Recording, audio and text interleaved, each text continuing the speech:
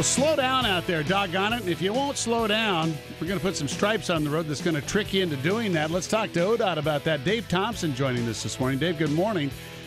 We've heard about these speed stripes, as I guess we're calling them. How do they work exactly? Well, they're a certain distance apart, and then they get less distance apart. So as you travel over them, your eyes are sort of fooled into thinking that you're going faster than you are, so you naturally slow down. And that's exactly what we want.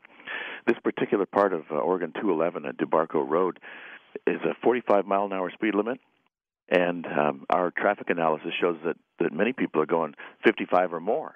Mm-hmm. So this kind of gives them that alert to say, "Oops, I better slow down." Where has this been done elsewhere with assuming successful results? Well, that's the successful results is the hard part, because we're actually doing this as an experiment. We don't know if this is going to work. We have done this one other place in Oregon, and there have been several other places in the U.S. The studies of the other places in the U.S. show that people do slow down between 1 and 5 miles an hour. That might not be enough, so this might not be sufficient at DeBarco Road. Yeah. The other place we tried it was in southern Oregon, and it seems to be working there. Have you driven across these yourself? Have you experienced it yourself? No, I haven't. Not yet. I'm going to go do that today, in fact. Now, how do you measure? I mean, how do you determine whether or not it's successful? You know, that's a really good question. One of the ways to do it is to observe people obviously slowing down. The other is we have traffic counters and ways of measuring speed, and that's how we determined that people were going faster than 45 in the first place. We'll do that same sort of test again to see if people are slowing down. It seems like if you go through it once, and we're talking about people that travel the same road every day in this case, you'll know the next time, hey, I don't have to slow down for those stripes anymore. Well, you might think that, but I haven't driven it myself, so I can't really say.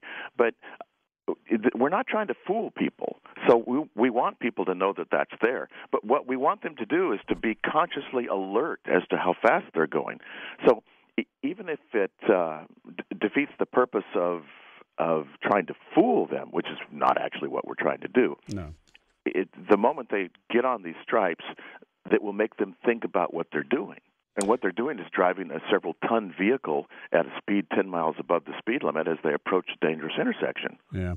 Dave, I got another idea for you. It's being reported on the Daily Mirror. I'm wondering if ODOT's interested in trying this. It comes from China.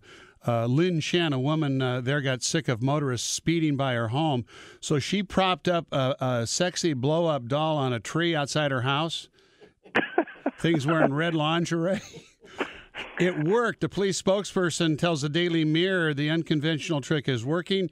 It's not a method we use, says the official, but we can't say it isn't slowing people down. Would ODOT be interested in putting up those dolls? Absolutely not. Oh. Just thought I'd check. I love the idea of thinking outside the box to get people to actually slow down and realize they're driving a very heavy vehicle that does not stop on a dime. But I don't want to distract them further so that they lose track of what they're doing. Let's talk again and see if our speed stripes work. Okay, Dave? Anytime.